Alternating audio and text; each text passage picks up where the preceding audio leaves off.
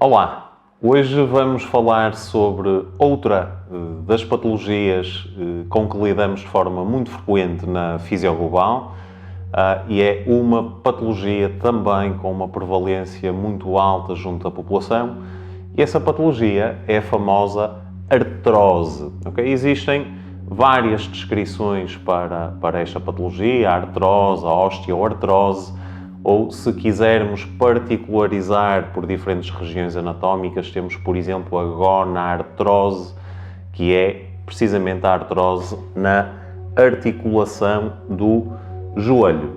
Muito bem, sendo tão prevalente esta patologia, faz-nos sentido partilhar convosco um pouco sobre aquilo que fazemos cá na clínica. Antes de falarmos disso, fazermos uma apresentação desta entidade clínica poderá ser importante e dizer-vos que, por exemplo, as articulações que habitualmente são mais afetadas por esta condição é precisamente a articulação do joelho, são também as articulações das nossas mãos, com uma condição muitas vezes frequente na zona do polegar, que é chamada risartrose.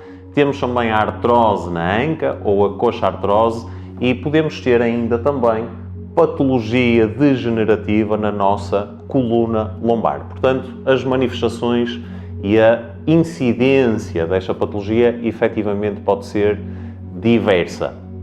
Habitualmente, não sendo exclusivo, mas habitualmente existe uma prevalência maior em articulações de carga, como seja, por exemplo, a articulação do joelho, novamente, e a articulação da anca. Se quisermos especificar um pouquinho sobre a articulação do joelho, importa referir que esta artrose, ou seja, um desgaste articular da própria articulação, como disse, se pensarmos no joelho, sabemos que aproximadamente 1 em cada 10 pessoas com idade acima dos 50 anos vai apresentar artrose do joelho. Porém, sabemos também que o surgimento de sintomas não se relaciona com a presença de artrose. Pois bem, o que é que isto significa? Significa que é perfeitamente possível termos um indivíduo com desgaste articular de uma articulação, porém que não apresenta sintomas. Portanto, desde logo fica evidente que existir, por exemplo, um exame complementar de diagnóstico que atesta sobre a presença de um desgaste articular, isso não é uma informação fatídica, não é uma informação que nos leva a pensar que efetivamente aquele utente vai desenvolver um quadro que pode ser problemático no futuro. Porém, existem efetivamente outros utentes com patologia degenerativa e que com certeza apresentam sintomas.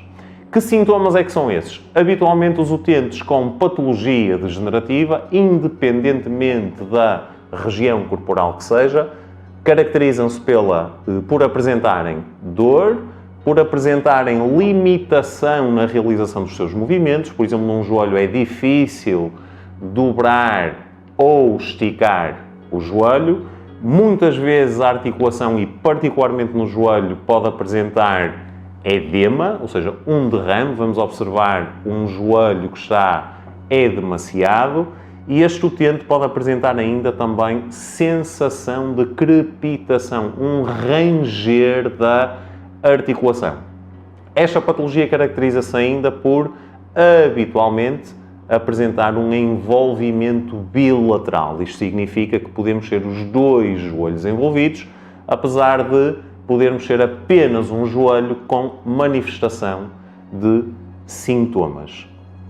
Que causas é que habitualmente estão na origem deste desgaste articular? Nós estamos habituados e culturalmente crescemos com algumas noções básicas no que diz respeito à artrose e sempre fomos habituados a escutar de que o fator idade e o fator, por exemplo, excesso de peso, são fatores contributivos para este desgaste articular.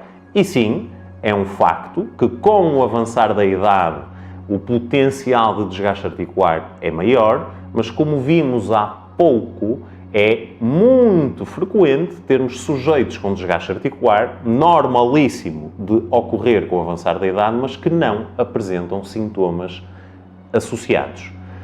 Por outro lado, temos um fator que é cada vez mais descrito na literatura científica como sendo um fator absolutamente determinante para o surgimento dos sintomas. E esse fator prende-se com o déficit de força, com a perda de massa muscular. Vamos imaginar uma vez mais um joelho e vamos imaginar que nós temos uma coxa cuja musculatura se apresenta extremamente fraca. Esse, sim, é, ao dia de hoje, tido como talvez o fator mais importante, como sendo ou como estando na origem desta patologia degenerativa do joelho. Muito bem, e se assim é, interessa agora falar-vos um pouquinho sobre a visão que nós temos na Fisio Global para abordar este tipo de patologias. E podemos começar, desde logo, por recordar que se nós virmos um joelho, nós não podemos reduzir os sintomas que um joelho possa apresentar apenas e só às suas estruturas ósseas. Um joelho, se apresenta dor, essa dor pode derivar sim da parte óssea, mas não nos vamos esquecer que ao redor desta região nós temos muitas outras estruturas que podem não funcionar bem e muitas vezes não funcionam bem e elas podem estar também a contribuir para o surgimento de sintomas. Desde logo podemos falar novamente pelo facto de termos músculos que são extremamente fracos ou músculos que estão extremamente tensos e rígidos e que, consequentemente, não conseguem também cumprir com qualidade a sua função.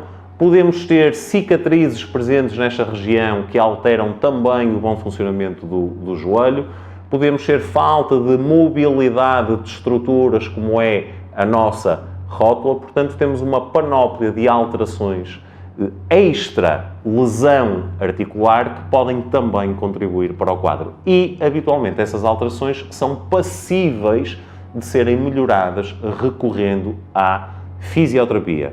Pensando em termos médicos, ao dia de hoje existem soluções extremamente interessantes e altamente eficazes, como é o caso por exemplo, da viscosupplementação, que visa basicamente administrar ácido hialurónico no interior desta articulação para aumentar o grau de lubrificação articular da mesma.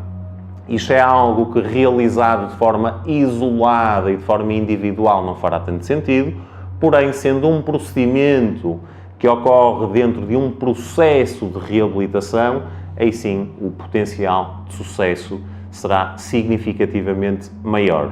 Não esquecendo também que, e pelo que dissemos antes, a realização de exercício específico que vise aumentar a força de toda a musculatura que se relaciona com a articulação em causa é absolutamente determinante.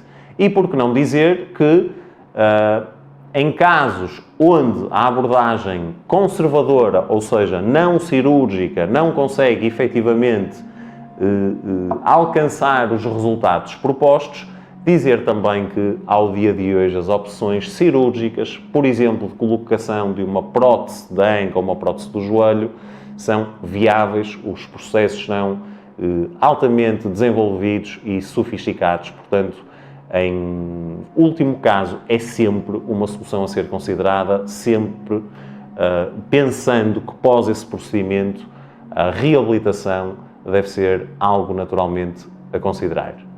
Muito obrigado pela vossa atenção. Até breve.